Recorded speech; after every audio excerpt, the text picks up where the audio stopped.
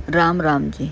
10 अप्रैल साल का पहला गुरु प्रदोष पर घर पर ही शिवलिंग बनाकर उसकी पूजा करें। सुबह सवेरे ही उठें, अपने घर की साफ सफाई करें, गंगा जल छिड़क कर शुद्ध करें, घर का मुख्य दरवाज़ा अच्छे से साफ करें, स्नान कर साफ कपड़े पहनकर सूर्य भगवान को जल दें। सूर्य उदय होते हुए जब सूर्य लाल हो तभी सूर्य भगवान को जल दें। परिक्रमा करें, तुलसी महारानी में भी जल दें। परिक्रमा करें, एक थाली लें, उसमें 1 लोटा जल, दूध, दही, शहद, घी थाली में रखें। 1 जनेऊ भी रखें, चावल रखें, जौ रखें, काला तिल रखें, मूंग रखें, कमल गट्टा रखें, पुष्पों की माला रखें, भांग धतूरे रखें, बेलपत्र रखें, घी कपूर का 1 दीपक भी रखें, ऋतु फल भी रखें, केला, चीकू, अंगूर, सेब रखें। पार्वती माँ का श्रृंगार की सामग्री रखें। गणेश भगवान के लिए दूर्वा रखें। कार्तिक भगवान के लिए भी लाल पुष्प रखें। नंदी भगवान के लिए बेलपत्र, बतासा रखें। नाग देवता के लिए भी बतासा रखें।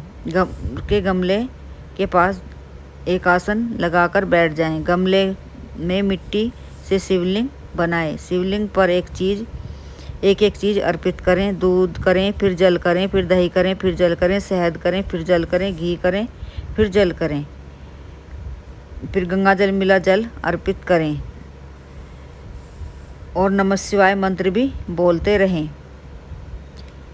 चावल करें, मिश्री करें, बतासा करें, काला तिल करें, जौ करें, मूंग करें। बेलपत्र पर पीला चंदन लगाकर अर्पित करें। दूसरे बेलपत्र पर शहद लगाकर अर्पित करें। लक्ष्मी माँ की कृपा बनी रहती है घर पर। भांग धतूरा करें, माला पहनाएं, सिक्का अर्पित करें, दीपक प्रज्वलित करें, आरती करें, 3 ताली बजाएं। आसन पर बैठकर शिव मंत्रों का जाप करें या शिव चालीसा पढ़ें, दोनों में से एक अवश्य करें। जिस भी मनोकामना के लिए व्रत रखा है शिव भगवान के सामने दोहराएं कराएं। माँ पार्वती को 16 श्रृंगार भी अर्पित करकाएं। चूड़ियाँ, चुन्नी, रोली, मेहंदी, काजल, नेल पॉलिश करें। जितनी आपके पास में है सामग्री उतनी करें। गणेश भगवान को दूर्वा बतासा अर्पित करें। कार्तिक भगवान को भी लाल पुष्प फल अर्पित करें। बेलपत्र बतासा शिवलिंग पर अर्पित करें। नाग देवता पर दूध बतासा अर्पित करें। 1 लोटा जल लें। पीपल वृक्ष में पीला चंदन मिलाकर जल में अर्पित करें। पुष्प, कुछ मीठा भी अर्पित करें। मोली रोली भी अर्पित करें। प्रदोष काल में घी का 1 दीपक भी प्रज्वलित करें। दीपक में 2 चावल के या मूंग के दाने अवश्य डालें। दीपक के नीचे पुष्पों का या चावलों का आसन भी दें। घर में संपन्नता बनी रहती है। घर में किसी प्रकार की आर्थिक स्थिति खराब नहीं होती। हमारा परिवार में अनेक प्रकार के कष्टों से बचा रहता है। और प्रदोष काल में घर के मंदिर में दीपक प्रज्वलित करें। घर के मुख्य दरवाजे के बाहर भी दीपक प्रज्वलित करें। चावलों का आसन देकर करें। सुबह वे चावल किसी वृक्ष के नीचे पक्षियों के लिए, चींटियों के लिए डाल दें। शिव मंदिर में काला तिल डालकर घी दीपक में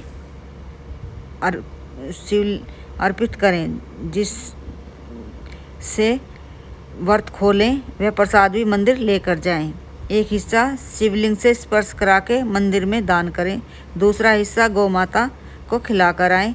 गौ माता के चरण स्पर्श करें। घर में प्रसाद ग्रहण करें। अपने परिवार के साथ खाएं। सबको थोड़ा थोड़ा खाने के लिए दें। क्या ना करें? क्रोध ना करें। काला नीला वस्त्र ना पहने।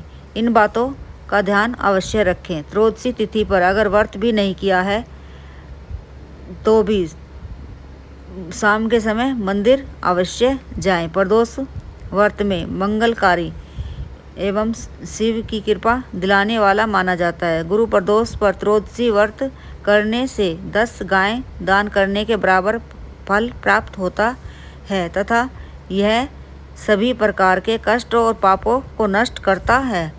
गुरु प्रदोष की कथा सुने या पढ़ें, विजय का शुभ वरदान मिलता है। गुरु प्रदोष का शत्रुओं का विनाश करने वाला व्रत है। गुरु प्रदोष पर गौ माता को चने की दाल, गुड़, थोड़ा सा हल्दी लगाकर खिलाएं।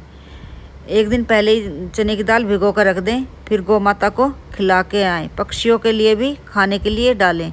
1.25 किलो आलू लें, उन पर हल्दी लगाकर गौ माता को खिलाएं। बृहस्पति ग्रह अच्छा होता है। व्रत नहीं किया है फिर भी गुरु प्रदोष के व्रत का पालन अवश्य करें और यह उपाय भी अवश्य करें। चने की दाल एक दिन पहले ही भिगो कर रख दें। सुबह गौ माता को खिलाकर आएँ। पक्षियों को छत पर डालें। जीवन में आ रही समस्या कम होती हैं, आ रहे कष्ट दूर होते हैं, हमारे बच्चों को तरक्की मिलती है, उन्हें सफलता मिलती है, सफलता के रास्ते खुलने शुरू हो जाते हैं। व्यापार में, नौकरी में, विवाह में, किसी भी प्रकार की संतान प्राप्ति में परेशानी हो वह दूर होती है गुरु प्रदोष व्रत करने से। और वो तो गुरु प्रदोष व्रत है, ये तो अवश्य करना चाहिए, नियम अवश्य अपनाने चाहिए गुरु प्रदोष पर।